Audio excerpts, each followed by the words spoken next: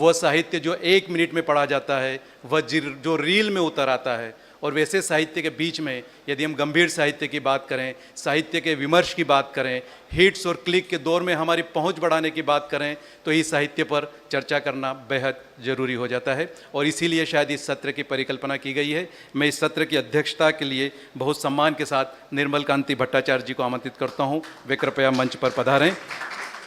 निर्मल जी के व्यक्तित्व से हम सभी वाकिफ़ हैं। साहित्य अकादमी पूर्वी क्षेत्र के क्षेत्रीय कार्यालय कोलकाता के क्षेत्रीय सचिव और नेशनल बुक ट्रस्ट इंडिया के निदेशक आप रह चुके हैं। बाद में आपने साहित्य अकादमी की द्विमासिक पत्रिका इंडियन लिटरेचर के संपादन का दायित्व भी बेहद गंभीरता के साथ निभाया है। आपका स्वागत है सर। मैं इस सत्र के वक्तागण आदरणीय अदिति महेश्वरी, अभिषेक पारोई जी, नवनीता सेनगुप्ता जी, तानिया चक्रवर्ती और त्रिषा नियोगी जी को भी आमंत्रित करता हूँ, कृपया मंच पर पधारें। आप सभी वे दिग्गज हैं जो ई साहित्य को बढ़ावा देने में उससे प्रोत्साहित करने के क्षेत्र में काम कर रहे हैं। आप सभी का स्वागत है। और मैं हमारे बीच इस सदन में मौजूद आदरणीय विश्वास पाटिल जी को आमंत्रित करता हूँ, वे आएँ और हमारे अतिथियों का दुपट्टा पहनाकर स्वागत अभिनंदन करें। विश्वास पाटिल जी मराठी के प्रख्यात उपन्यासकार और साहित्य अकादमी की एक महत्वपूर्ण जिम्मेदारी आप वहाँ की ड्रामा विंग के निदेशक के रूप में संभाल रहे हैं। आपका स्वागत है सर। हमारे बीच में तानिया जी हैं। तानिया चक्रवर्ती वर्तमान में डायमंड हार्बर महिला विश्वविद्यालय में छात्र कल्याण की डीन हैं। आपने प्रेसिडेंसी कॉलेज और कलकत्ता विश्वविद्यालय में शिक्षा प्राप्त की है। साथ ही नवनीता सेनगुप्ता जी कोलकाता में अंग्रेजी की सहायक प्रोफेसर हैं। आप द घ्यूमी डेज की लेखिका हैं तथा आपने बंगाली लेडी इन इंग्लैंड तथा चंबल रिविजिटेड कृतियों का अनुवाद किया है। हमारे बीच में नियोगी बुक्स भारत की एक स्वतंत्र प्रकाशन हाउस जो है उसकी मुख्य परिचालन अधिकारी और निदेशक त्रिषा डी नियोगी जी हैं। आप इस्तांबुल फेलोशिप प्रोग्राम 2020 की फेलो भी रह चुकी हैं। हमारे साथ हैं अभिषेक पारोई जी, IIT मद्रास में अंग्रेजी के एसोसिएट प्रोफेसर और UK हायर एजुकेशन एकेडमी के एसोसिएट फेलो आप रहे हैं। और आप सभी का विस्तृत परिचय तो हम सभी जानते हैं, लेकिन जो महत्वपूर्ण परिचय है, जो इस परिचर्चा के लिए बेहद महत्वपूर्ण है, कि आप साहित्य की उस दिशा में कार्य कर रहे हैं जिसे साहित्य का भविष्य कहा जाता है, ई साहित्य। मुझे उम्मीद है कि ये जो सत्र है ये इस ई साहित्य की दशा, दिशा और भविष्य पर कार्य करने के लिए बेहद महत्वपूर्ण और संभावनाशील साबित होगा। मैं सदन की कार्रवाई और पूरे सत्र के संचालन के लिए आदरणीय भट्टाचार्य जी से निवेदन करता हूँ। धन्यवाद।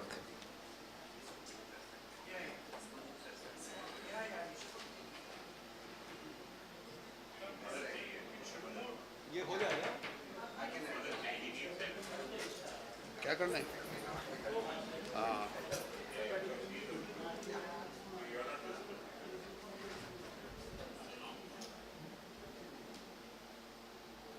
Now everyone is visible? Okay.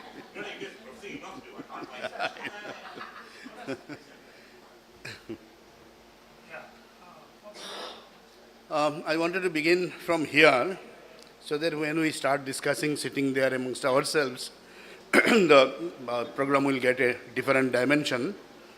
I'll like to begin by thanking Pankaj for very generous introduction of myself and also my distinguished panelists. Today's session, as you know, is on e-literature or electronic literature, or perhaps digital literature. We can call it digital literature also, but there are contradictions. Contradictions in the sense, there is a term called digital publishing also. And we are being told that digital publishing and digital literature are not the same thing. So the session is quite postmodern, this session. In the sense that the chair of the session knows the least about the subject. My panelists know much better than me. So my job will be to listen to them carefully and then summing up knowledgeably. That is usually what an ignorant an ignorant chair manages by doing this. Then, jokes apart,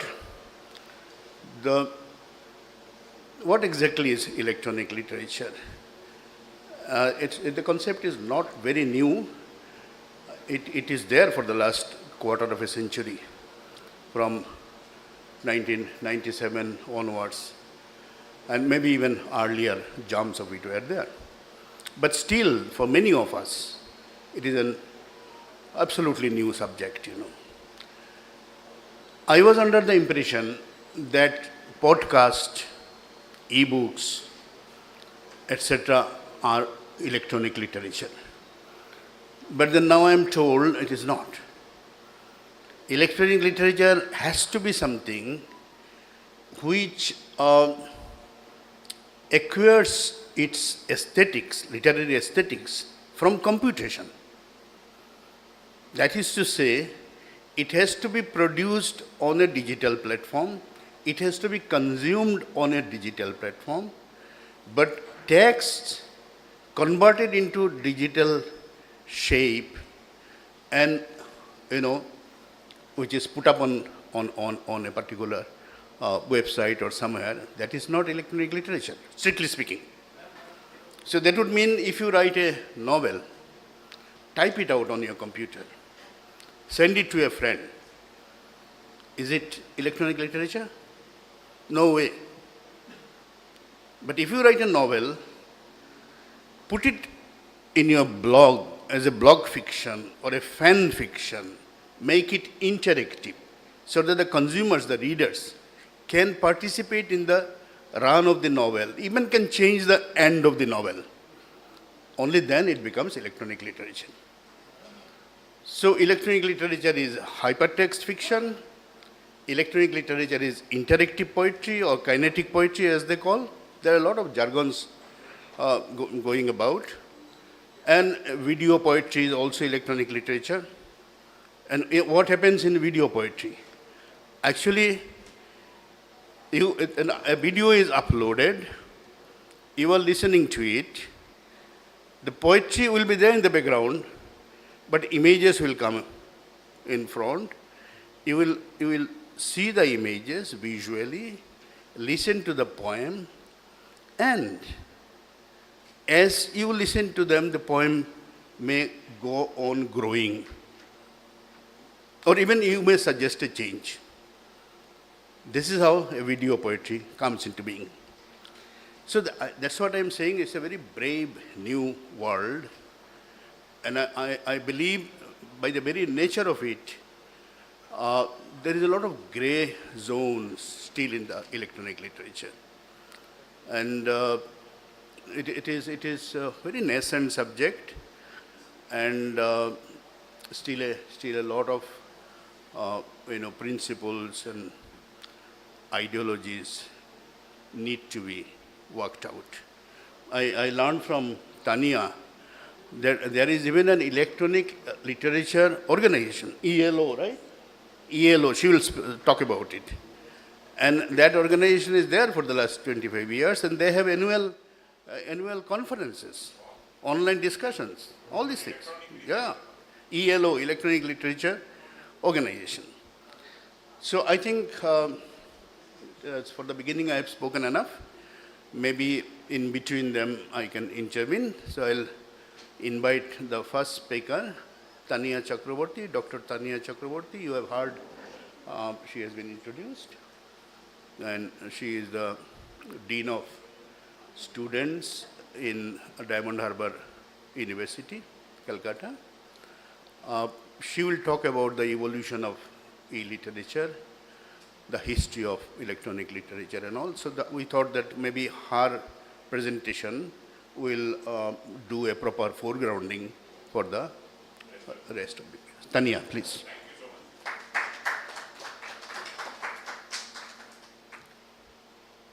Thank you, sir. My greetings to the chair, Mr. Bhattacharya, my co-panelists, and I am delighted and I am also grateful that Sahitya Academy has called me to UNMESHA 2023.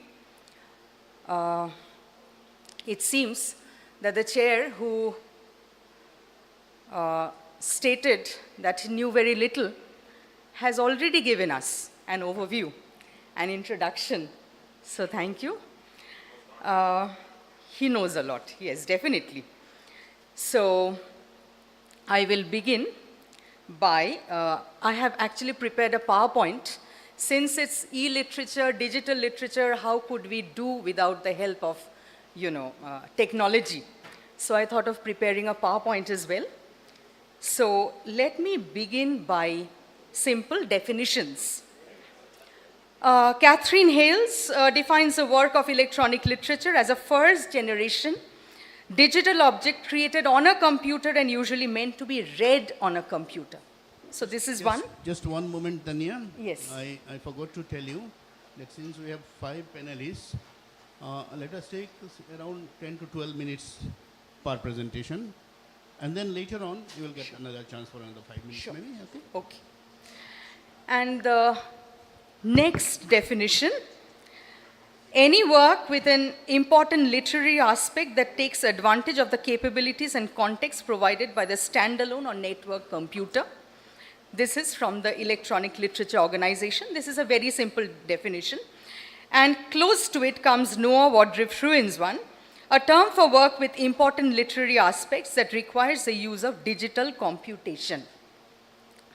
So e-literature, one must remember, does not simply refer to static text offered through the screen media. This is where the distinction comes between digital literature and digitized literature. And Bouchardon says, we can retain the idea that the mere fact of being produced on a computer is not enough to characterize digital literature. Digitized and digital literature differ in their presentation and also in their expression. Digitized literature mirrors the codex on a screen, whereas digital literature allows computer-driven transformations to occur. And the digital is not merely seen in the display, but embedded throughout the entire aesthetic configuration.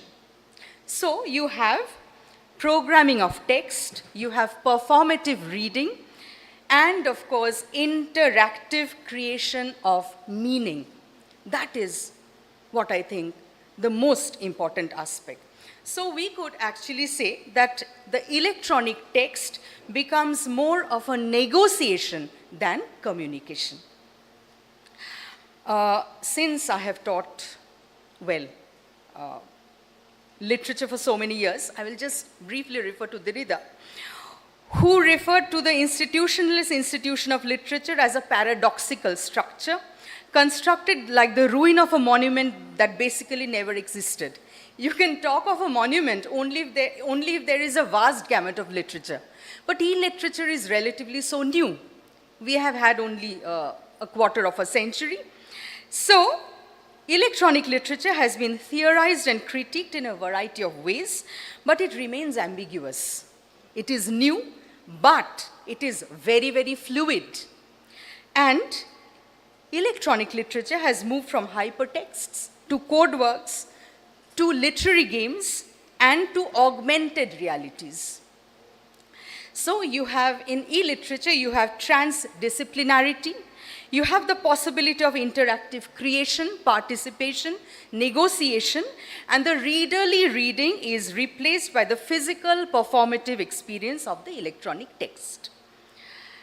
So you also have the opportunity to manipulate language through digital paratextuality and technical structures. The ELO also talks of certain forms of and threads of practice. You have hypertext fiction and poetry, kinetic poetry presented in Flash, computer art installations, conversational characters, chatterbots, interactive fiction, novels that take the form of emails, SMS messages, or blogs, poems and stories generated by computers. You have collaborative writing projects. You have literary performances online. Just some interesting data.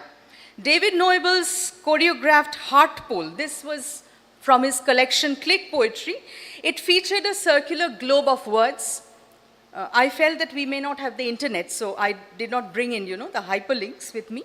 So there were two rings spinning at 90 degrees from one another, moment to moment and mind-absorbing.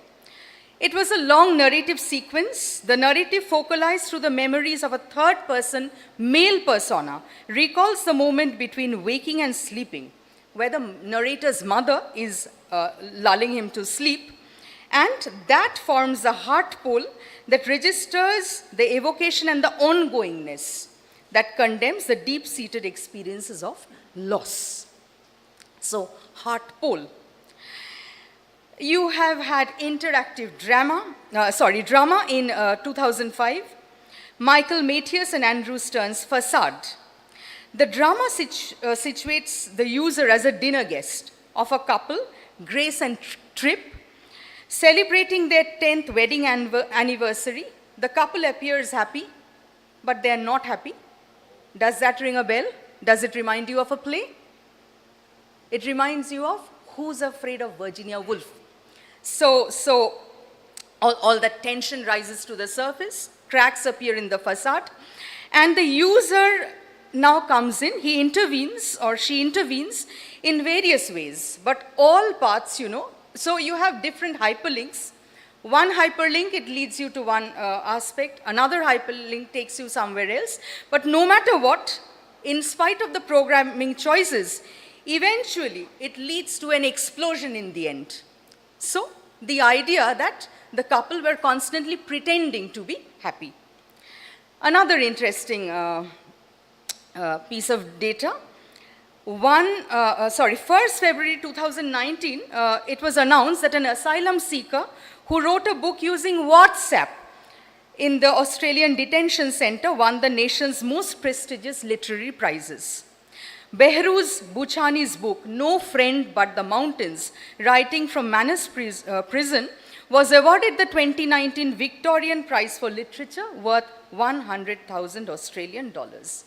He wrote the book in Farsi, and he wrote it on WhatsApp, and he constantly kept, sending those messages to a friend called Omid Tofi Gyan. And Bouchani said, WhatsApp is like my office. I did not write on paper because at the time, the guards each week or each month would attack our room and search our property. I was worried I might lose my writing. Since we have shortage of time, well, this is the electronic literature collection. Nothing to explain it. The slides should be enough.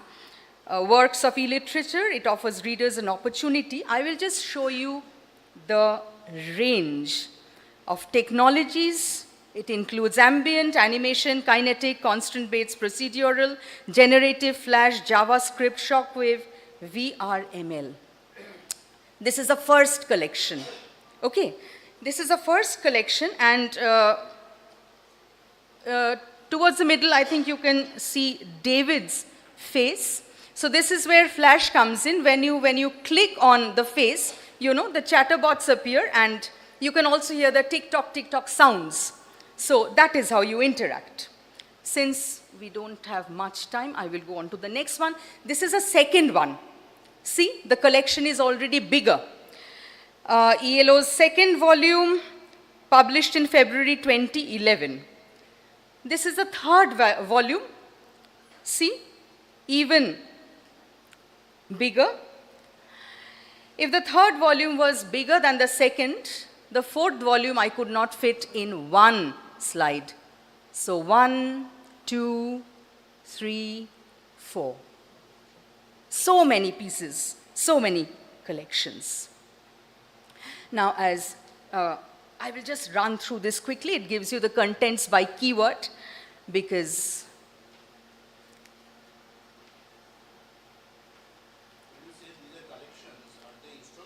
yes. They do. Because, yes. Right. I will, sir. Right. I will go on to the phases of development. Yes, that will do the explanation, sir. So the first phase of electronic theory construction was the time of computer literature, as pointed out by Mr. Bhattacharya, and yes, known to all. There was the Eastgate School, which saw the commercial publication of numerous canonical hypertextual fictions through Eastgate Systems' Story Space platform. Michael Joyce's Afternoon, a Story, was first demonstrated at a 1987 meeting of the Association for Computing Machinery, and it was published in 1990. So, Landau, an expert, refers to the concepts and practices of multilinearity, multi-sequential reading, and lexia. So in a typical hypertext, the reader is presented with short narrative passages called the lexia. And so several keywords or phrases appear, and they are highlighted as hyperlinks. As I said earlier too, you could follow one hyperlink, or you had the choice also to follow another. So the narrative would then move to different directions. You could take it to any direction that you wanted.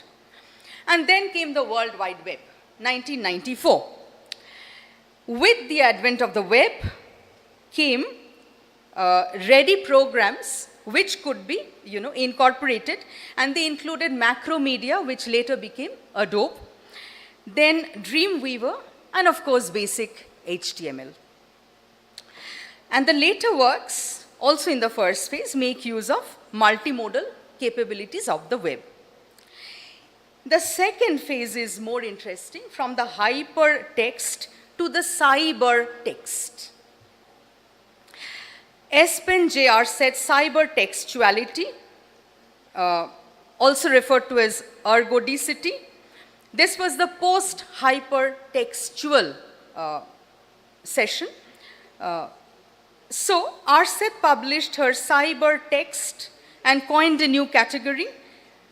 She stated that cybertext is a perspective on all forms of textuality.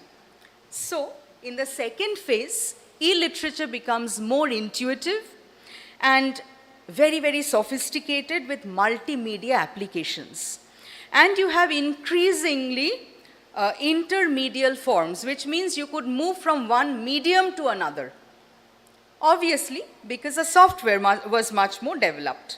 And it was in 1999 that Scott Redberg, Robert Coover, and Jeff Below founded the Electronic Literature Organization. So the second phase incorporated new categories. One is kinesthetic, relating to a person's awareness of the position and movement of the parts of the body by means of the sensory organs. Proprioceptors. Then you have the haptic. Yes, I forgot to mention, 2007 came the iPhone. And the moment the iPhone was launched, when the iPhone was shown on the big screen, it said, "Your life in your pocket." So, how did BlackBerry or Android or the iPhone or Apple, how did they change the second phase? You see, you have the use of haptics. You're constantly using the sense of touch. And then in the second phase also, you become proprioceptive, that is, relating to stimuli that are produced and perceived within an organism. Which means in the second phase, electronic literature became not just multimodal, but also multi-layered, more performative, and polysemiotic. In the third phase, you have increasing. In the third phase, you have Dane Grieger's 2009 article, Electronic Literature, Where Is It? And he questions its place in the academic community. My co-panelists will talk about it, its place in the academic community. Because you see, people keep on asking, is e-literature serious literature? So its place in the academic community and more broadly in digital humanities. So you have increasing deployment and use of text and image on handheld devices. It could be a tablet, an iPad, a phone. So And in the third phase, you also have crowd programming. I will just refer to a little anecdote. I think I'm on time. The hypertext author John McDade reports that the members of Rob Swigard's 1988 hypertext fiction workshop felt the phrase, "This is not a game," was so important that early practitioners put it on a t-shirt in real big letters. So whether or not it is serious literature, whether or not it will stand the test of time, that only time can tell. So this could be a new, beginning altogether of a body of literature which will eventually have a monumental rise, or eventually, in retrospect, we might just look at it as a bubble which rose, but it did not just stand. So that is for us to see, because many, theories, etc., which were, or many concepts which were there earlier, those have, gone out of use already. So, thank you. Have I kept to the time, sir? Thank you so much. It's a pleasure. Thank you very much. Tanya? You working? Yeah. So I don't know whether it was a little too technical for the audience. Yeah. But one can't help it, We have given her the task of introducing the subject properly, and it has been done very well researched, very well done. Maybe references to American situation was a little too much, but then it has to be again, can't be avoided, because it generated in USA. So thank you again, Tanya, and we'll come back to you. I have a couple of questions, but I'll keep it for the last if the time permits. So we'll move on to our next speaker, Navonita. Maybe Navonita might bring it back to a little to India, if you can talk about Indian situation and how it is evolving. Yeah, please. A very good afternoon to all of you, and thanks to this team chair and Sahitya Academy for this occasion to talk about e-literature. Now, I'll try and take you back from the engineering class to the literature, because that's how we had also initially planned that. Since she's talking about the history, what I'm going to do is I'm going to try and sort of bring literature into perspective. This one is not coming right now. It's not there. So as it is happening now, I just want to share a small bit of news before I actually move on to talking about the thought out presentation. That is, when we talk of e-literature and we talk of things being born digital, things that are digitally born, things that cannot be recreated on paper, I think it's also time we need to change the meaning, change the definition, and also make it more inclusive, because we also are now going to have novels which have hypertext in them. That is, they have novels as in paper novel, physical novel, with a scan, with a barcode, QR code, which you can scan, and that will take you to another link on your phone.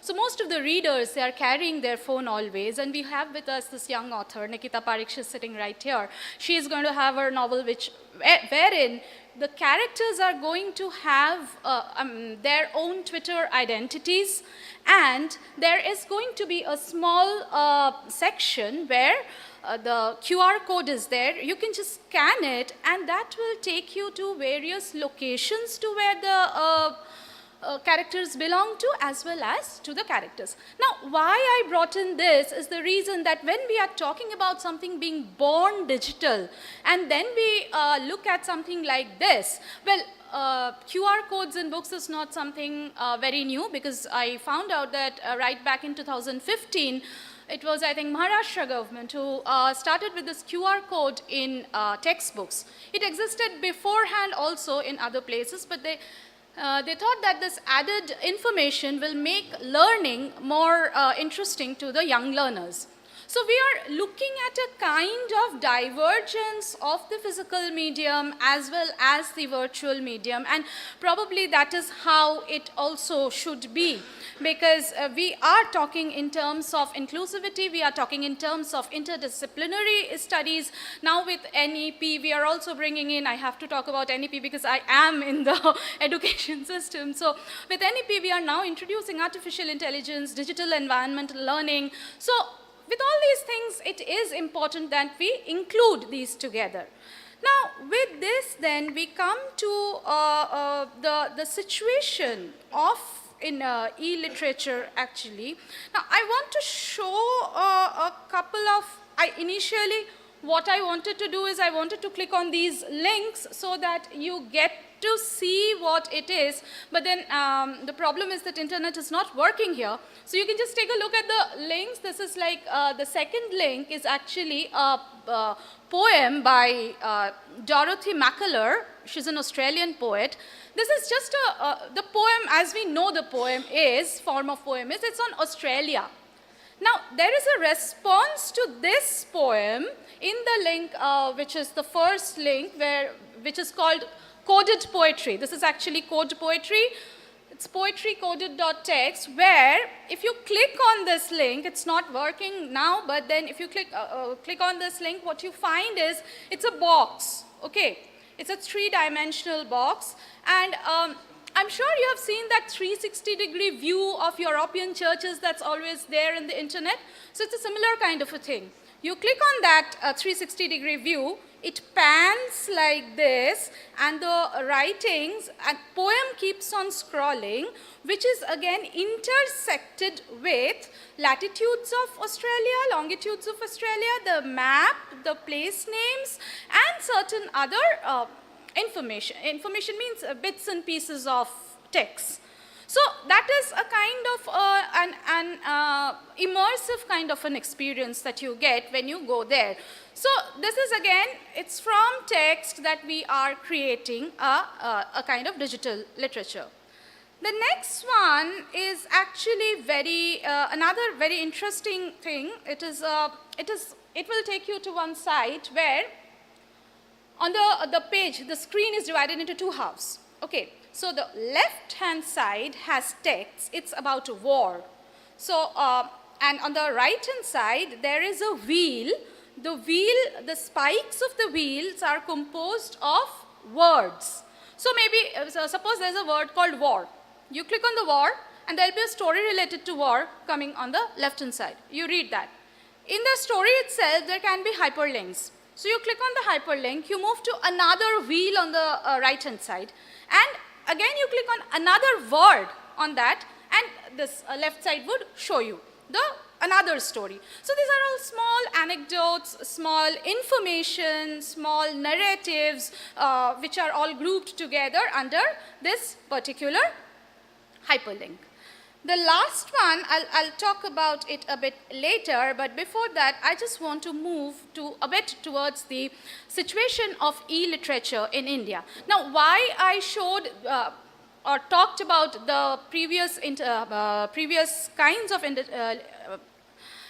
digital literature is to show the difference, because when we look in the Indian context, we find that though there are a number of scholars, we have Professor Shobhik Mukherjee, we have he's not yet doctor, a young scholar, Shyamobroto Roy, who is working in the field of digital literature, and then we have T. Shanmuga Priya. So we have these young scholars working, Shobhik Mukherjee is an associate professor, so we have these people working on e-literature, but what we find is the kind of avant-garde and disruptive utilization of various media, the bringing together of media that we find in the West is not something that we find here as of yet. I could find only one site, I may be wrong, there might be more, but then there's only one site which is easily available, which is T. Shanmuga Priya. She does it in Tamil. She shows that Tamil, there's this water cave which actually this is a poetry, and there's an English poetry which is in Tamil translation. Translation is done by Shanmuga Priya. And so you have this immersive experience. It's about depression, and it's linked to the water cave. There's disruptive music of sound of water which is flowing, and then you have the text also. The text is also broken, and it just kind of floats. So it talks about depression. It gives you a visual depiction, the author's imagination of depression in the visual form as well. So what we are looking at is a collaborative action. A collaborative act where the coder, the programmer, is as important as the creative artist. So the more we talk about this collaborative things, we talk about the interdisciplinarity, what we have is like all these things converge together in e-literature. There's another interesting thing, the second one, which is actually from an Instagram story, where it's very funny to see actually. You have this person's head, a human, you have a human's head, and the head nods like this, and the haiku comes on swinging on the top of the head. So it's actually a kind of fun take on the Indian habit of nodding. So we keep on nodding, so you do your head like this and the haiku would dance on your head. So that's something, another interest. So it's haiku, it's kinetic poetry again because it's moving, and then you have the video as well. Now, just as there is ELO, these scholars that I talked about, particularly this Shyamobrat Roy, he's also working towards an Indian electronic literature site. So he has tried to bring in a few, but it's not very vast. There are hardly 6 to 7 entries, I think, and Shanmuga Priya's is one. Most of the things that we find in the Indian context are blogs or hypertexts, or I came across a video journal from Tripura by who's also a poet called Shubhra Shekhar Das.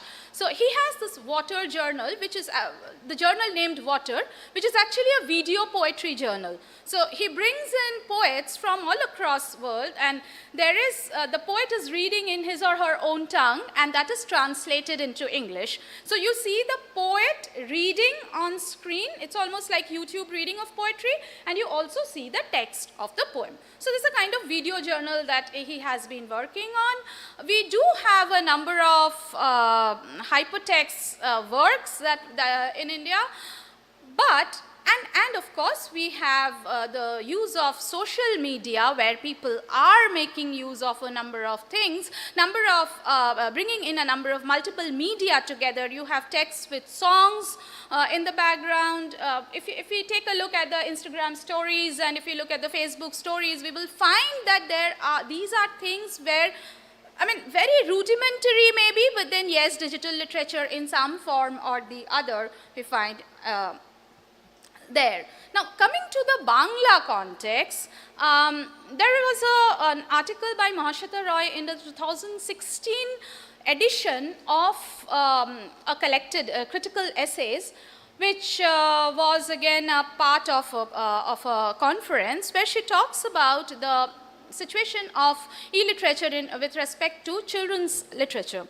And in talking about that, she talks about the Parabash site, wherein there is this children's site as well.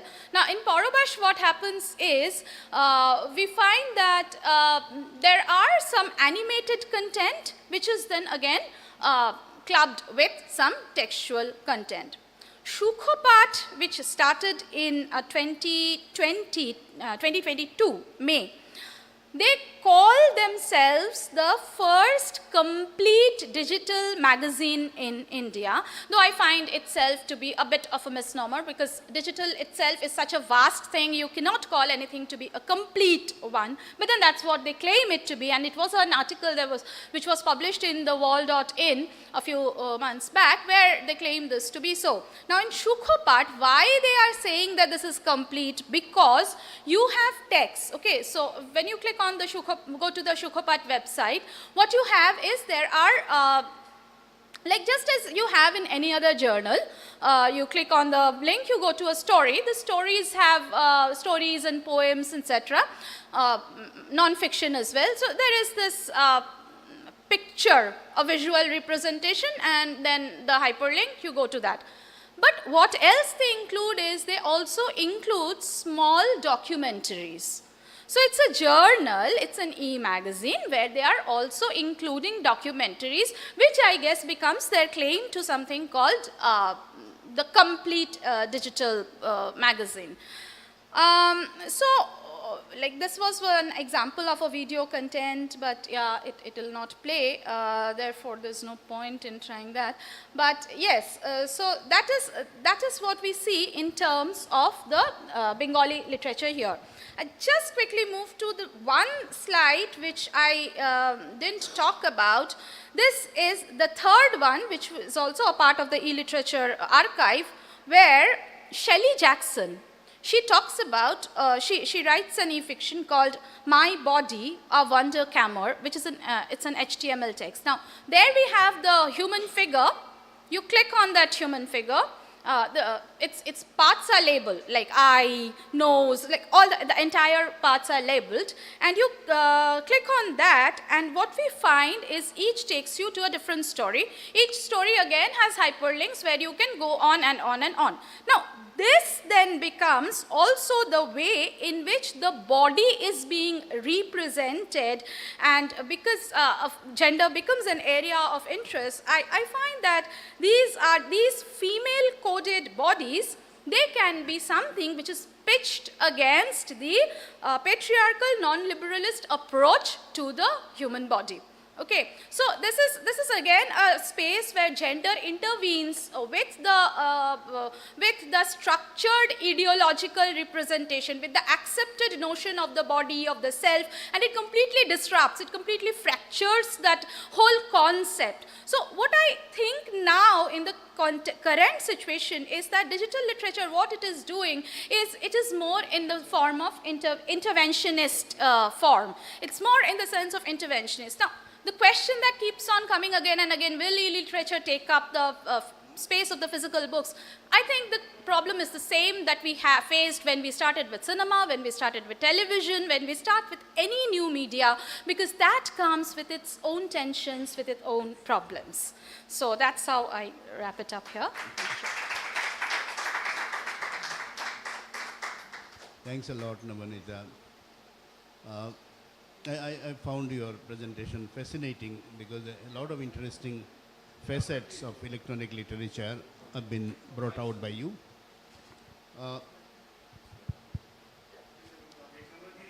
But one particular point about the inclusiveness of electronic literature, I think that is the problematic which I mentioned at the very beginning.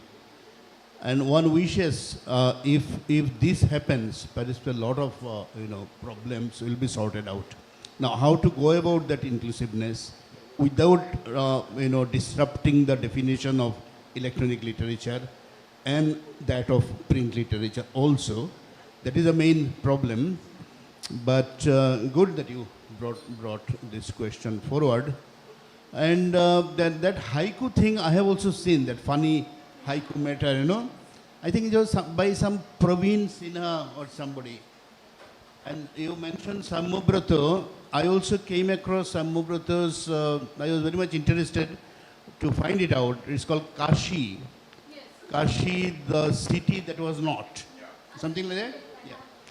But technologically challenged as I am, I could not find it. So I could not manage to see that. Anyway, thank you very much. We are actually running a little short of time, so I would straight away request Aditi Maheshwari. She has been introduced. She will definitely bring a different viewpoint because she own of a very important publishing house, and before the session we were discussing, and she was talking about the consumer's point of view also and those things. Go ahead. Namaskar. My regards for all the scholars and dignitaries on the dais and off the dais. It's a full house from all over India. Vishwas Patil ji, Damodar Mauzo ji, Namaskar, Maria Puri ji, you're most welcome. So, as a publishing house that has been running the operations for last 60 years and has seen transition from letterpress to offset to digital to PODs, now to hyperbooks, now to ebooks, now to audiobooks, now to hybrid books.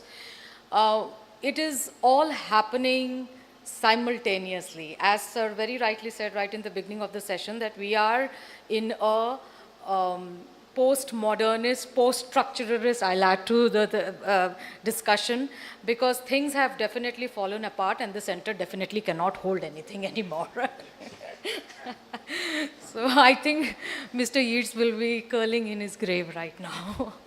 So the idea is that we in India are witnessing a moment where almost all formats, all thought processes are walking hand in hand. When we are talking about e-literature, digital literature, digitized literature, we are definitely also talking about the print literature. We are also talking about the print culture. We are definitely talking about hybridization or transformation of printed material in the e-format. Everything is walking hand in hand. The fact that the digital literature took birth in a lap of a country that was born out of the late 17th century capitalist shift in the world, which is Uncle Sam's country, the USA. My only concern with the digital literature is that it is populist in its very nascent genesis. We are a country that has about 2,000 to 3,000 old Shiksha Paddhati, knowledge acquisition systems, and we are born and brought up amongst these traditions. We are a rich literary, we have a rich literary cultural heritage, so many language contributing to a concept of a nation is unheard of in the entire world. Of course, Europe can be an example, but we again know that they are not an example. So, to try and impose just the populist format of digital intellectual property, which serves the only purpose of satisfying the reader, that is a real problem for me as an editor, because it may give me the numbers I want from my market, but it will not suffice the editorial commitments that we all have in the publishing industry.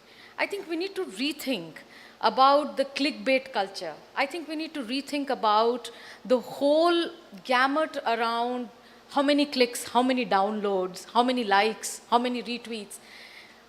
I'm not against it. In fact, my publishing house's digital operation is one of the most buzzing ones, and I'm really proud of my team, of what they do. But the only concern is that ultimately it has to be about the book. A book can be anything. A book can be in an audio format, a book can be in a digital format. You club the two, it's a hybrid format. You print it, it's a printed book. But a logical structure that has a commitment to some ground realities around us, or maybe a futuristic vision of what the world would be, that all the authors have done in their capacities in all realms of history, and in the coming future they would do that. I think we can't take away the author from the whole galaxy of literary production and consumption. My problem with the digital literature is that the authorial position is compromised in a way that it becomes too populist. I am a granddaughter of a writer, and I know that a writerly's life is a very committed and a difficult life. And trust me, it's not easy because my grandmother used to tell me the stories about my grandfather. It's not easy for the family of a writer to put up with a writer. And the kind of narrative that goes along, that we correspond to our roots, we write about our experiences, we read about others' experiences, and then probably look at the future. That is where the idea of continuum comes in. And it's one of the core values that the literary consumption has to focus on. We have produced over 200 audiobooks and about 5,000 ebooks so far, and about 12,000 of them are in the print catalog. Now with Bhartiya Gyanpeeth's prestigious list also being part of Vani Prakashan, with Vishwas Patilji and Damodar Mauzoji's books as a part of it. The fact that they are also available or are going to be available in the e-format in the future, which is digitized literature, still opens up space about, it's more like a liminal space for digital interaction with the intellectual property that has been produced through learned hands. And the narrative will not change according to the preference of the consumer. That is where I think our author has to take the center stage again in this postmodernist perspective about literature. To come to my last point about the finance of it, it's let's bring the elephant in the room. We are paisa zaruri hai. So we are also looking at digital products to be produced not by publishing houses but by media companies. Please, let's try and segregate the two. As a publishing house, we know that there are some books that are going to pay the bills, and we know that there are some books that are going to be prestigious, and we know that there are going to be some books that are not going to be immediate success but are important to be done regardless of how successful they are commercially, because they have a new metaphor, new tone for future. This kind of distinction that a publishing house makes in choosing the books to publish, I don't think the media company is going to make. We know that the film industry, for example, has never had any space for documentaries. Why are documentary filmmakers struggling all through the life? I mean, I have friends who, when are introduced to others at the Lit Fest, at the film festivals, when they say they are documentary filmmakers, and immediately somebody asks them, "Haan, to aur kya karte ho?" Nobody would ask this thing to a commercial filmmaker. So this is the same distinction I want to draw clearly in our conscious understanding, is that to understand the reader and to understand the market, quote unquote, that our readers populate, is not entirely based on the kind of numbers we make out of it. It is a mixed bag. Poetry, for example, is a huge hit online, but where are the commercials going to come from eventually? Who is going to pay for it? I mean, Nabanita ji pointed out some very good examples of poetry, interactive poetry, but that's it. It is not able to self-sustain itself for a larger movement to take a face and to inform the future generations.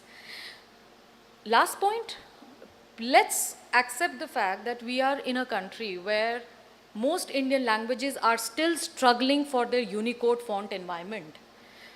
To give you a general perspective, we have been working in the traditional font environment when we were working for offset presses. Come 98, 97, we have Google, we have emails that said that it's going to provide platform for all Indian languages. So we had some very ugly looking fonts which we were forced to use as our fonts because our traditional fonts were not used by Google or Microsoft to turn into their font directory or repository. The pathetic situation continues till date. When, for example, Sambhaji, this important book by Vishwas Patilji, who's with us today, when we want to digitize this book, it was done years ago in Shiva medium. That's a Hindi traditional font, a very beautiful font. But to get that book into an e-book format meant retyping, reproofreading, re-editing, and then putting it in a Unicode font on the e-book platform. And to make the book and the author go through that process all over again, and after established book, imagine it is the kind of grind it is. So Microsoft, Google, and Adobe plus companies of the world, they have still not been able to work out the immense 24 language bouquet that we have, a digital ecosystem for us where we can easily migrate our traditional intellectual property into a digital format, and therefore we are just relying on the digitized format because ultimately it's just the PDF that has been uploaded as an e-book and stands as the huge risk of being plagiarized and copied and broken the code and everything. So let's get to the basics. Let's get the basics sorted first of all. We need to have all these huge companies have, truly gatekeeping they are just gatekeeping the technology that is so simple and can be an open gate technology, open source technology. I don't call myself third world anymore, but at least for the entire literary ecosystem so that knowledge can be shared more seamlessly and without any, I attended a conference by one of the leading software companies. I was invited as an advisor to advise about the fonts they are incorporating in Devanagari. Now they are suggesting an Adha Pet Kata Shah, which is suitable for their ecosystem. They want us to accept that formation because it is conducive with the overall font system they have created. But that Adha Shah is just so unappealing and unaesthetic. It doesn't look like Shah. For a person with some sight problem, it will just look like Adha Pa. And they are forcing us to accept it. They say, no, but our designers sitting in Netherlands have accepted this. And so if you can see, and for that they made 1 hour meeting happen. And finally, the Hindi representative just said that it can't be accepted as Adha Shah. So you see the politics that is happening at such a level that why should Indian font users compromise for their aesthetics, number one, and why shouldn't they ask for a conducive environment for their intellectual property? So, in the third decade of 21st century, consumer is the king, as we are told, but intellectual property is the queen. So let's bring back the author in the center of the universe. Let's bring back the intellectual property in the center of the universe, and let's see from where it goes from there. Thank you.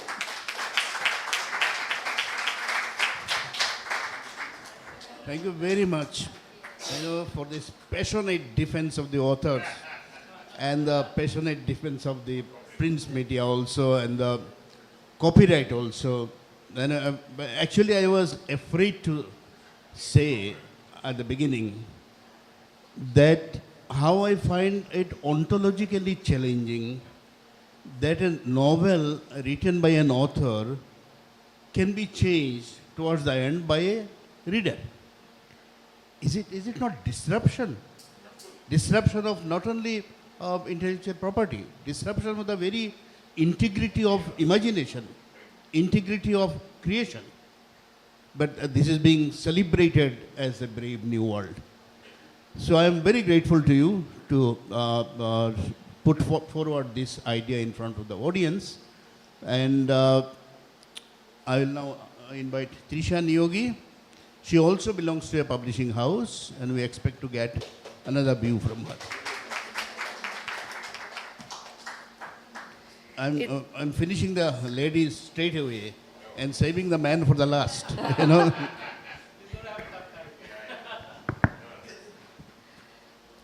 Thank you very much for giving me this opportunity to talk about e-literature.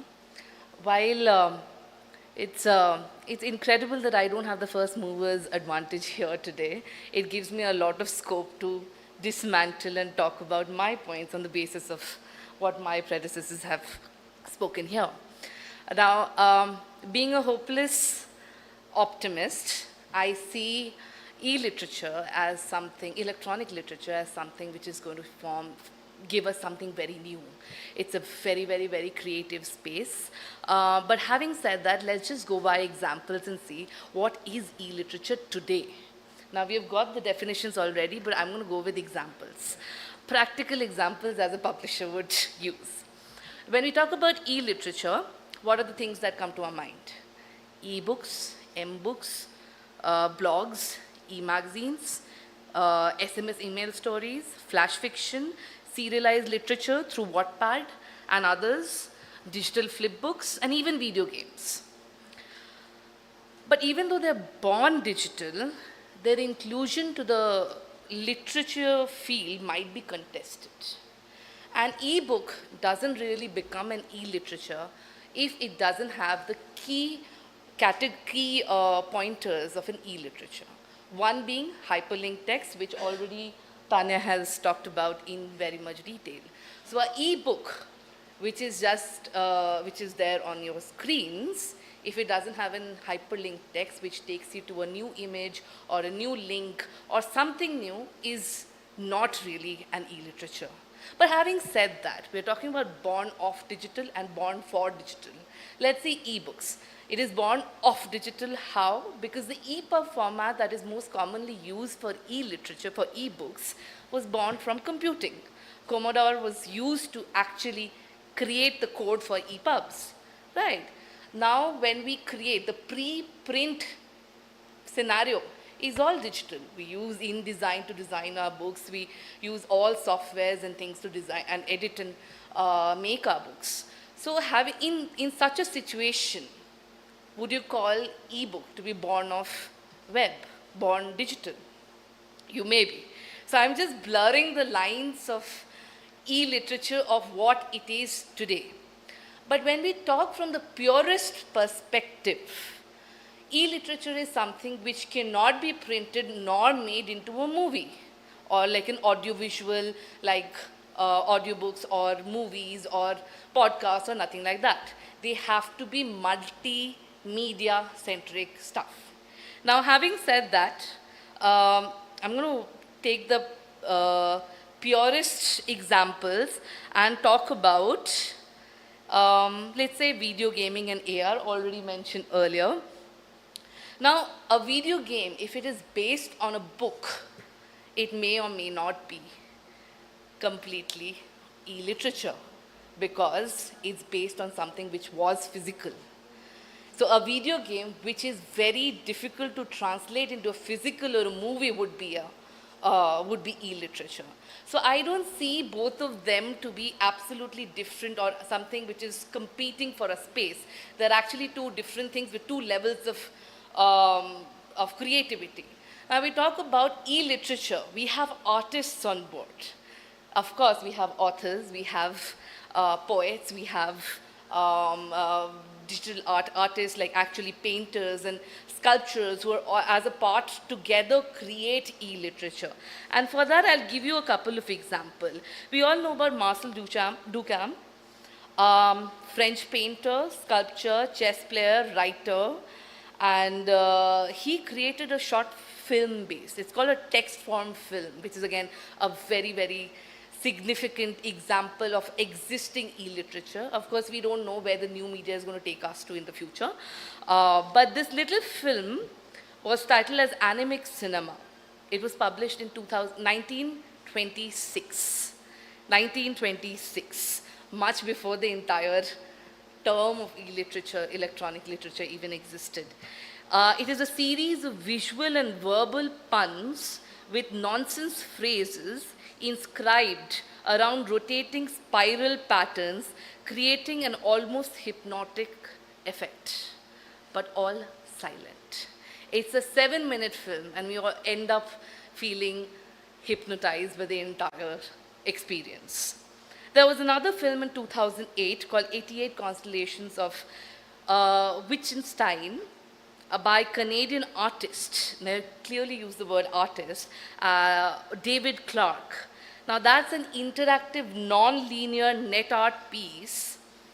I wish I could have shown it here, you would realize, which includes music, installation art, videos, text, to create an entire biography of Ludwig Wittgenstein, who was apparently born on April 1889, same month as Hitler and Albert Einstein. And one of the episodes in that entire text form film talks about how Charlie Chaplin was very upset because Hitler stole his mustache. But many mainstream as well as experimental poets, artists, and fiction writers have been exploring this literary field. Potential of the computer for decades. Now creating work that goes beyond today's ebook. Again, my idea is not to challenge publishing in its traditional form. It doesn't challenge it in the meanwhile, but why I say it, because it comes all together and supporting each other. As one of my panelists say, it's very inclusive, and we'll talk about how we can learn from e-literature, the consumption of e-literature, even when it is at a very nascent space, very nascent space. So as a hopeless optimist, I think there's a great scope and great creativity which is going to take place in the future. But today in India, for example, I want to talk about how, as publishers, we are the last people to actually implement e-literature or use e-literature. We have examples how it's best used in advertising and branding as well. I'm going to give you an example. We have the Girl Effect by the Nike Foundation, which is again a text-based film which uses kinetic or dynamic typography and animated text to give us visuals of how it is important to empower today's the girl child.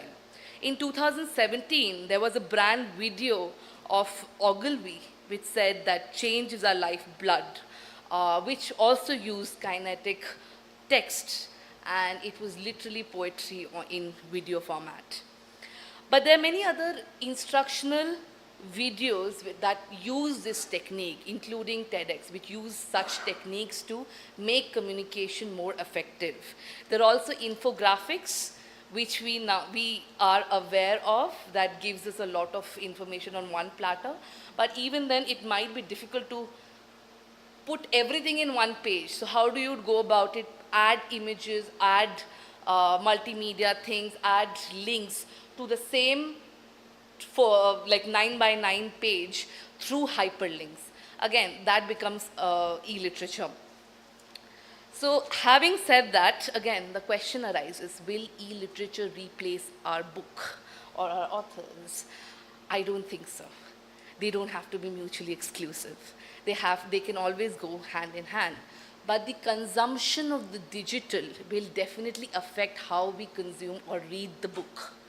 And as publishers who are trying to create books, good books, now that's a question of what's a good book, but trying to create engaging books, we try and learn from what is happening in the e-literature space and include it in our books. As my colleague, I think, Nabonita had just mentioned, that QR codes are the most basic way how we are integrating electronic medium to our books. In fact, during COVID, we have actually done a book like that. It's called Voices from the Lost Horizon, and it was stories and folk tales from the great Andamanese tribe, and it was written by Dr. Anvita Abbey. We all know about her work in the great Andamans, and so we have actually through QR codes included the entire folk tales in visual formats as well as textual format through QR codes at the end of every chapter. Now that's just the beginning. That's just the beginning. We are yet to see how do we include everything together and make it more effective and financially viable, as my colleague had mentioned earlier. But apart from that, we also have many such examples of how electronic literature aids our reading as well. We all know James Joyce's Ulysses.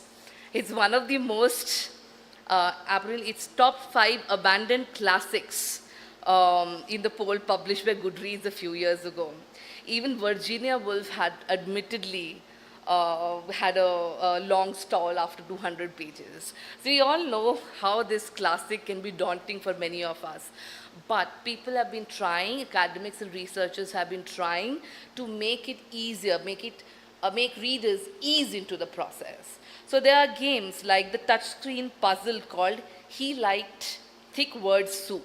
So there are strings of very dense lines from Ulysses, and you have to actually physically untangle all of them. Now, after you finish the 12 lines, next 12 lines come in. So in the process of actually untangling the words, you're untangling the thoughts in your head as well. That was the main purpose. There's been another comprehensive app which is called James Joyce Ulysses, a guide from the recording company of Naxos.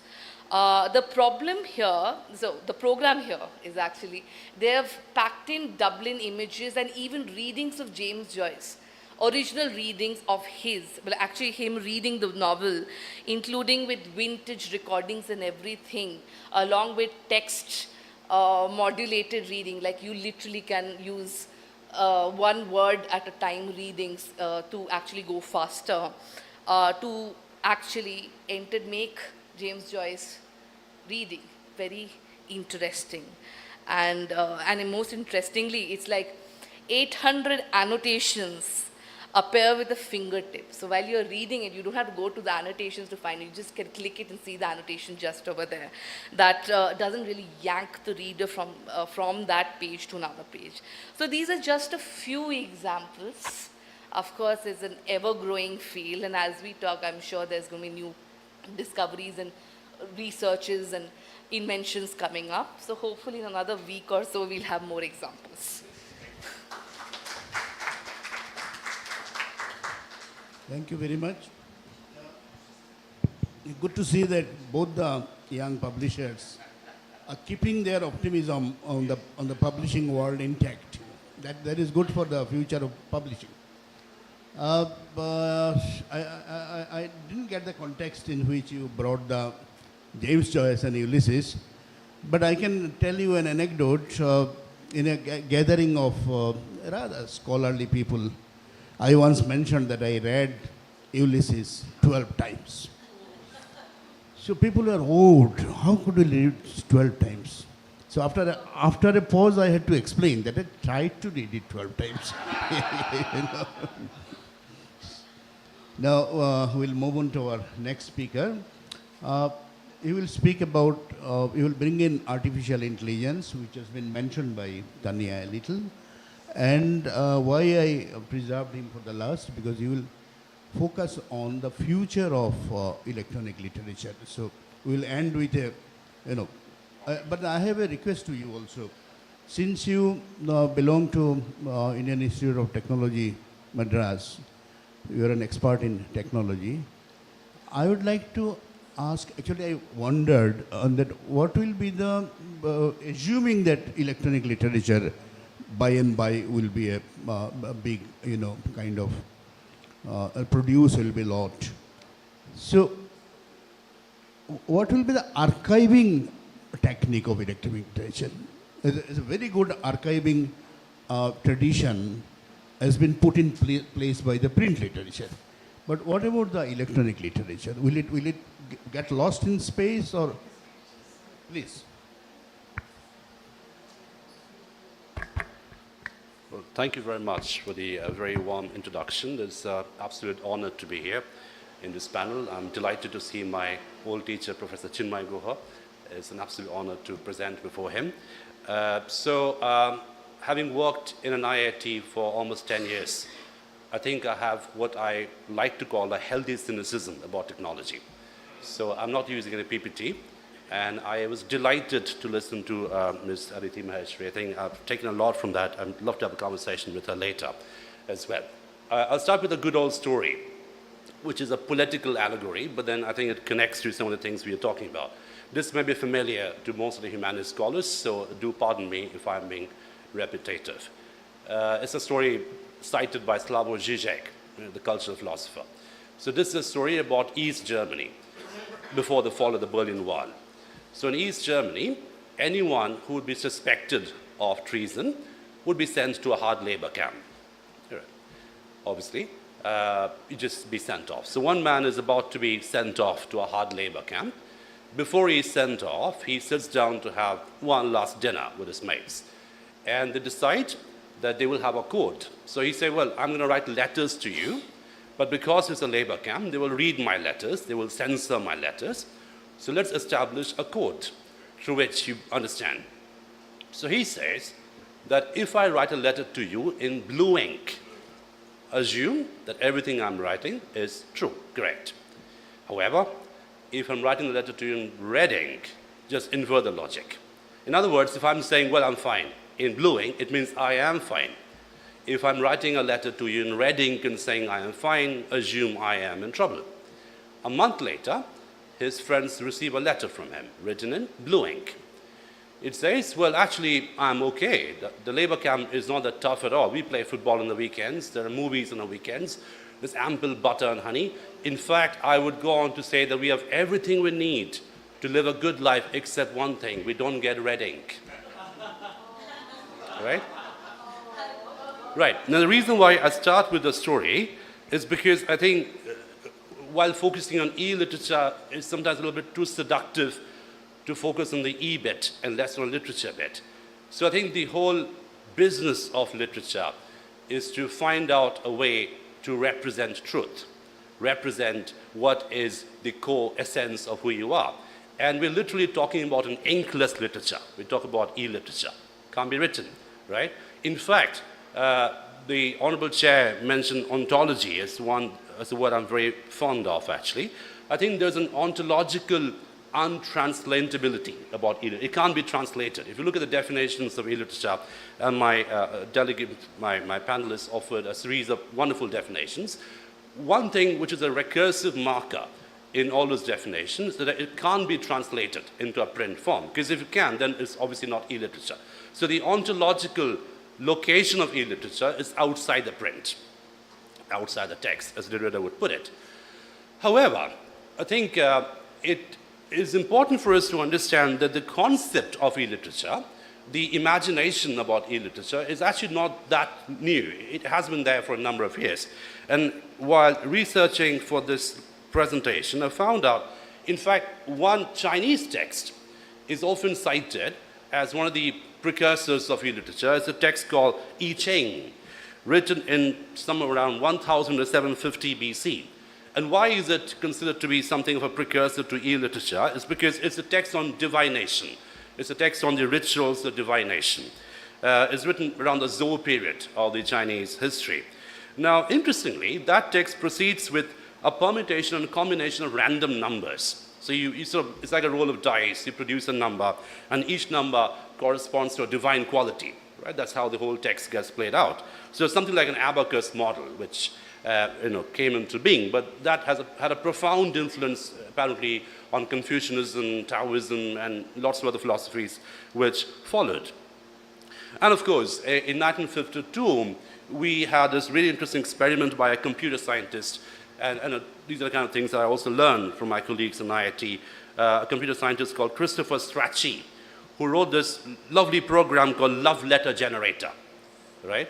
Now, Love Letter Generator, it was a bit of a personal project, I think, because what Strachey wanted to prove is that the whole essence of love letter is repetitiveness. He said love letters are boring. Dear you, I love you. I mean, it's easy to find an algorithm for it. So essentially, he had 3 algorithmic structures: dear, hello, hi. some adjectives and some adverbs, and he found out a very, very crude and unsophisticated algorithm which produced a series of sophisticated love letters. And the whole point is, well, why did poetry? A machine can do it for you.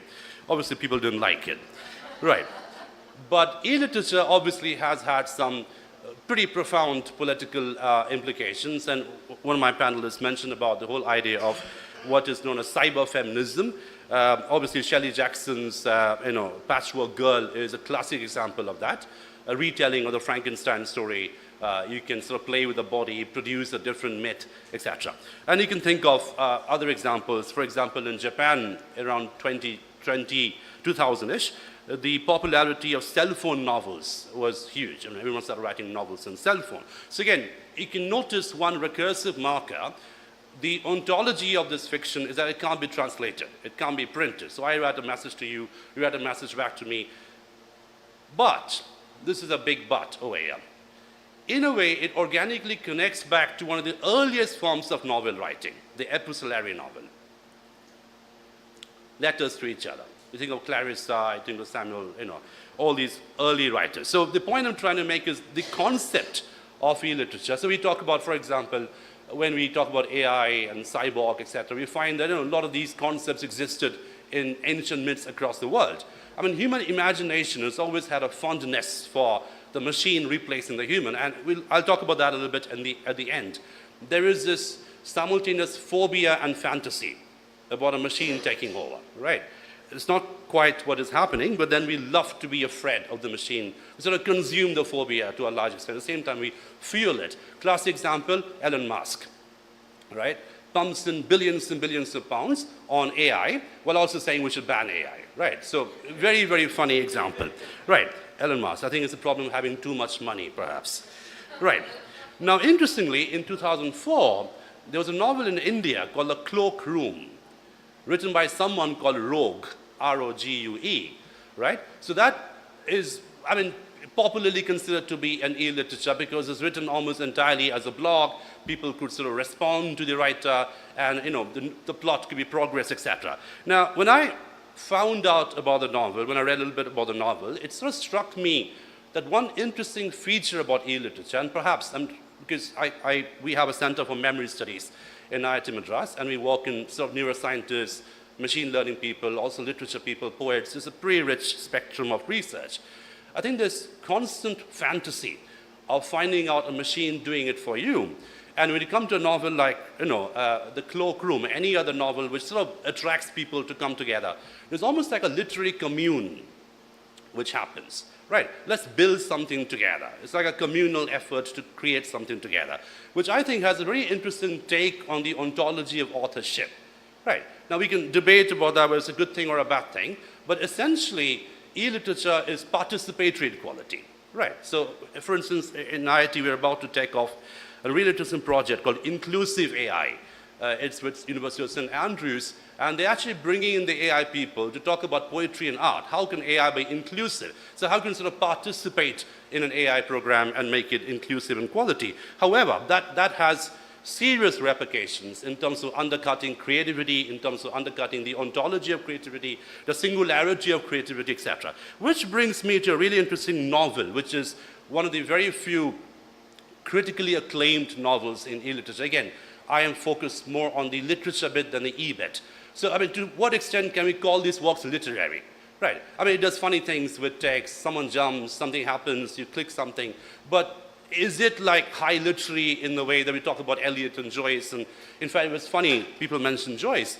I mean, Finnegan's Wake is a brilliant example. I mean, the last line is back to the first line. It's quite literally a cyclical text.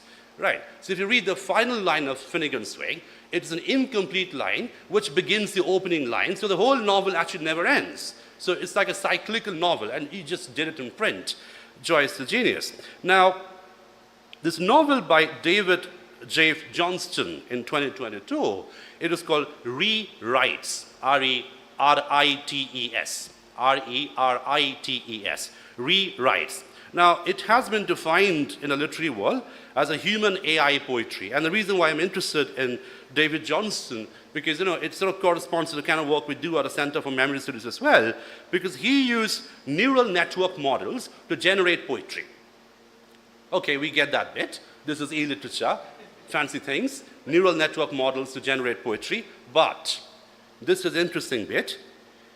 At the end of all this poetry generations, he edited it. In fact, there's a really interesting interview where Johnston says, every morning for 2 hours, around 6:30 to 8:30 a.m., I used to get up and edit the poetic output of a neural net, deleting, weaving, rewriting, rewiring into a hybrid, augmented, and enhanced vocabulary. Now, this really gives a complex ontology of the author, because A, you use neural nets to generate poetry. At the same time, there is a human author in the end to oversee the final production process, and you sort of send it out. So no wonder it is probably the most critically acclaimed e-literature work, rewrites. I invite everyone to read it. Now, the moment we talk about augmented reality, I mean, there is an interesting app that we have developed in our center.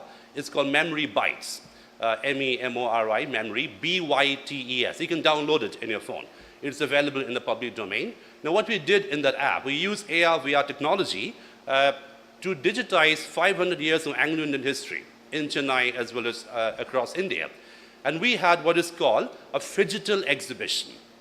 So there were like physical photographs, etc., but also they were digitized. So they could be animated. If you have the app, I mean, it's a free app, you can download it on your phone. But if you have the app, so there'll be different kinds of animations which will pop up, AR, VR reality, you can hear certain footages, color animation, voice animation, etc. Now, the phygitality of this text is interesting, and this is a bit that I'm going to move on from, because I'm also interested in cognitive theory. Because I think one of the things that we probably don't discuss too much is that we talk about the production of e-literature. But what about the cognitive reception of e-literature? Right. What about a generation which grows up consuming that literature? And I'm thinking of my own kid, who's read more PDFs and more AI-simulated works than, let's say, a novel. So what would that do at a hardcore cognitive level? Would that rewire the cognitive system in our brain, et cetera, et cetera, et cetera? Now, interestingly, and this is what I found out, again, from a conversation with a collaborator, we have a haptics lab in IIT Madras. Now, Apple is about to come up with something called Apple Vision Pro. Now, Apple Vision Pro is about to be launched in the USA in 2024, and it is actually a very big deal. I mean, if you look at Apple Vision Pro, if you go to the website, what they are doing is an AR/VR headset. So you can put on that headset, and what that claims to do, there's a lot of hubris in that vocabulary, but that is Apple for you. It will seamlessly blend the digital content into the physical space. So as in, you can read a book, let's say you're reading an e-literature book, and there are hyperlinks. So you just have to look at the link, and the link will get animated. It'll take you to something else, right? You can enhance the screen size by doing just this. So bad news for TV companies, right? You can do pretty much. So it will create, because you're wearing the headset, it'll create a simulation of your face, and it'll project the face into meetings. So as in the meeting that you'll attend, will have your face projected as a simulation from the headset. And the other bit is, look at how, and it also boasts about being very human, because Apple does that all the time, be very human. So if you're experiencing it and someone walks into the room, you'll also be aware of that person's presence, right? So it's very, very controlled and manicured immersivity that Apple is offering over here, right? Apple Vision Pro. So this is actually going to have a pretty deep impact, I think, depending on how successful it is. But from the way it is defined in the Apple website, it will have a very deep impact, not just in the production process of literature, but also in the cognitive reception process of literature. Now, I'm just going to end with something theoretical, in terms of how we look at cognitive theory apropos of memory studies. Now, in cognitive theory, we have the 4E model of cognition, right? The 4E model of cognition: embodied, embedded, extended, and active, right? It is embodied, as in I have a body. It is embedded, I have a neural net embedded in my brain. At the same time, it is extended through language, through vision, through intuition, different forms, and also inactive, the performative quality of cognition. Now, at any given time, all these 4 variables will be simultaneously dynamic. Right. Now, depending on what the situation is, one will be more dominant, one will be less dominant, but that there's a simultaneity about the whole process. So why am I saying this? Why am I looking at the whole idea of the 4E model of cognition, apropos memory studies, but also in terms of e-literature? Now, e-literature, and we've had some fabulous definitions, really, from our panelists, it is obviously problematizing this sort of 4E thing, right? So it is getting more inactive, more extended. It is promising a non-embedded, a non-embodied future. We don't even need to have a body of the text. You can just experience it in a very perfectly virtual AR, VR world. Now, I think it is important to come back, and again, I thank our panelists for mentioning this, especially the two panelists from the publishing house. There is also a big E when we talk about literature, and that is something we have to bear in mind all the time. The big E of literature is empathy. Now, what is empathy? And empathy is a big deal in neuroscience, AI, a lot of things. Now, empathy is at one block, is at one point in which AI is still trying to navigate empathy. Now, empathy, technically speaking, is the ability to imagine yourself as someone else. It's a very sophisticated neural mechanism. Only the very high primates have it. It's something called motor neurons in the prefrontal cortex of the brain, et cetera, et cetera. I'm not going into the science of it. But empathy is very, very sophisticated simulation. Empathy will enable you to feel the pain of someone else. Empathy will enable you to cry for someone else. So that's why when we read Oliver Twist, we are sad. I mean, I cried when I first read Oliver Twist. When we read Uncle Tom's Cabin, we are moved. And this is the last bit that I want to leave you with. Movement has always been a business of literature. There's nothing new about it. We have kinesis of different technological forms, but literature is supposed to move you, right? At a level, at a depth, which is purely literary, and that will create empathy, that will generate empathy, and that is, I think, still the golden standard by which we should judge literature, value literature, calibrate the greatness of literature. And I'll just leave you with this. Like you said, there's this constant ambivalent phobia and fantasy about the machine taking over. And this is not something new. This is since the beginning of time. I mean, talk about the Trojan horse, our great myths. Man has always built machines in the hope of that taking over man. At the same time, there's a scare, there's a fear about it. There's a very ambivalent attitude towards the machine. Now, there's a lot of fear about, a lot of narratives in the world at the moment, cultural, political, geopolitical, technological, about how AI will take over, how AI will do things that humans can do, humans will be perfectly replaceable, et cetera, et cetera, et cetera. Now, I will leave you with this bit. There is one thing that a human brain is capable of that an AI isn't. And it's a very ironical thing. And when I use the word capability, you're probably thinking of a productive attribute. I'm talking about anxiety. We don't have an anxious machine yet. Now, what is anxiety? Now, neuroscience tells us, and a person I referred to is someone called Joseph Ledoux. Not much time. I'm just going to finish now. So anxiety, according to Ledoux, is the price that a human brain has to pay for its ability to anticipate the future. You're anxious about the future. And that's the price you have to pay for your ability to anticipate the future, right? Now, literature can be predictive. Literature can produce anxiety, and anxiety is a very core human sentiment. And lastly, this is the optimistic metrics I will end with. How much energy does a human brain need to be anxious, to be ambivalent, to fall in love, to hope, to rise again? Any guesses? How much energy does the human brain needs? 20 watts, that's it. Less than a light bulb. For an AI system to do all this, the energy requirement is untenable. So I think we can stick to our 20 watts for the time being. Thank you very much.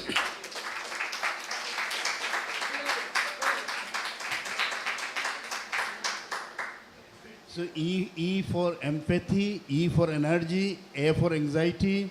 So we have got a number of, interpretation of the alphabet. Abhishek begins by mentioning that he has a healthy cynicism about technology. And I was hoping to be guided by him regarding the future of artificial intelligence and the future of e-literature. But he leaves me more confused than guided. Perhaps this is in the very nature of thing.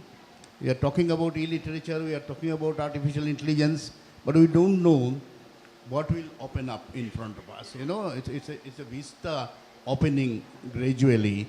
So until the picture becomes clearer, it is impossible to virtually predict or forecast anything. So Mukesh, we started 8 minutes later. So can I take 5 minutes for question? Just 5 minutes. Huh? So if any member of the audience has any question, please, quickly, briefly, questions only.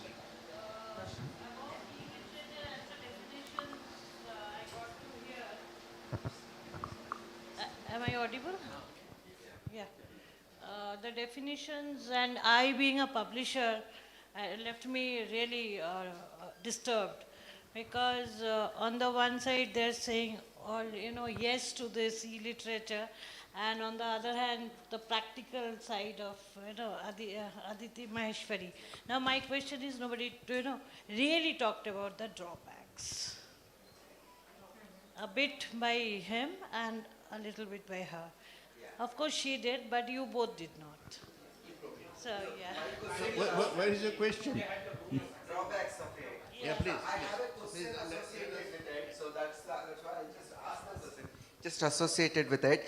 See, all this, according to the definitions and whatever the variations it might have, what is happening is the entire e-literature is becoming a parasite of the platforms owned by American company. Right? Anytime they can pull our platform. Right? So where am I going to stand? Because I published my first anthology in '96 as a blog. As a blog in '96, my first anthology came there, and it was like I had given it like an interaction for them, so that whoever comes up with the highest proofreading errors, I used to give them a prize. So that's how I corrected all my first book, this thing, in '96. So then onwards, I'm there, always there with the e-literature from '96 onwards, I'm working on it. But what happened is that '97 or '98, they said, we'll no longer support your fonts. They took away entire thing. And I have to take really literally printouts and maintain my particular book, and I bought it in the physical worth of it, it worked. So we are becoming a parasite of American companies. If the relations go wrong between India and America, all this e-literature will be in soup. Thank you. We got your point. Would you like to respond? No? Yeah, so I have not asked Aditi to respond because she clapped. That means she already has empathy with this question. I actually wanted to show an example. I'm just pulling out. So one of the reasons why I started with e-literature in Australia and other Western countries, then moving on to the Greater Indian scenario, and to moving on to more particular region-based Bangla, is to show the kind of difference, and which is exactly where you are coming in. And one of the greatest drawbacks, as you also mentioned, is probably, and as also the publishers on the panel mentioned, is the kind of economy behind it. So one of the reasons why we do not have more collaborative work here while we have it there is, one, as you've already stated, that it is we are on a parasitic relationship with the platforms provided by the USA. Also, that we do not have funds to, we need funds which would help us to develop our own platforms. I think a lot of work is going on in this direction, as well as probably Dr. Paroi would be able to let us know. So that is one of the very basic thing that I wanted to focus on by giving practical examples. That why we have more experimental avant-garde things there, and we have more basic literary production, not literary, what I mean is the e-lit production here, but on the brighter side is here it is more textual. You get still text holds the center. Everything else is in the periphery. And just one point that I would like to make on the author's response to the novel, ending of the novel. I think we started with it long back when we had this collaborative novels, or like 6 or 7 authors in chain writing, which was popularized in Facebook also at one point of time. So we are kind of moving, I guess. And another thing that I feel is technology adds, it entices you. It makes you play with it. We were not America's better. No, you think so? No, we are as of yet. So, but we need to develop. Does it answer your question? To some extent. Very briefly. Yes. You see, Yes, Ms. Viswas, I was only documenting. I did not talk of the drawbacks, definitely, but I was not also eulogizing. I entirely agree with you because we are part of a consumerist world, and I also agree with you because, see, we have had theories related to the death of the author, and we have an entire body of theory regarding reader response. So from Wolfgang Iser to Stanley Fish, you know, they talk about the reader response theorists talk about the horizon of expectations. The problem is when it comes to this generation, I would not call it a problem, but yes, just the facts. When it comes to this generation, they are so hooked to the visuals. You see, when we were, you know, undergrads at Presidency, Amrit is here with me. When we were undergrads at Presidency, we had a teacher, Professor Bhashwati Chakraborty, who used to bring books to class and show us pictures. The pre-Raphaelite movement, for example, she used to show us pictures. When I taught in class, I used to carry everything in the Dropbox, and I used to show them slides. So, you know, I entirely agree with you too, that when it comes to, you know, the horizon of expectations of this generation, of course, the United States, they are playing on this consumerist aspect. There is consumerism, and there is also something called affluenza. You have a lot of money, as one of my co-panelists also mentioned. So that affluenza thing, it's sort of affecting everybody. Okay, thank you. So, Thank you very much. Very, very pithy, but very, you know, correct observation. I think Basu is more satisfied now. Adding these two together. So it remains for me to thank my panelists for such a wonderful session, and I will hand it over. Just one line in the end. Yes, please. Sorry, sir. But as we are talking about e-literature here, I just want to draw your attention to this picture. I don't know how many would be able to see it. This picture looks like a picture of a warehouse, but this is of a person who is plagiarizing our books in hordes and thousands and is selling on Amazon. And we got this picture with the help of police, lawyer, and the amount that were to be paid to get these machineries together and do a chapa, a raid party. And he has 6 accounts on Amazon, by the way. And of at least 8 titles, not less than 5,000 copies were caught. This just happened day before yesterday. And yes, ma'am. Yes, right now. I buy mostly your books in the bookshop, yeah. But sometimes your Amazon books are extremely cheap. Please tell us which sellers are selling those books. I think that is yes. Okay. That's a big issue, ma'am. It needs another seminar, you know. इस पूरी चर्चा से यह तो समझ में आया कि जितनी बड़ी संभावना है उतनी बड़ी चुनौतियां भी हैं। कई घंटों हम बात कर सकते हैं, लेकिन समय का अनुशासन है। आप सभी शामिल हुए, बहुत बहुत धन्यवाद। हम 2:30 बजे फिर मिल रहे हैं भारत में बच्चों के साहित्य पर जो अनुवाद है उस पर चर्चा के लिए। बहुत बहुत धन्यवाद। Thank you.